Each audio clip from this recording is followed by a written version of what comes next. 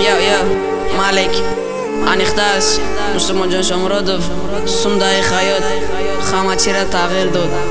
عاشقه عزیز خستی دو کتسون یا مالک استودیو تیجی الفرید یا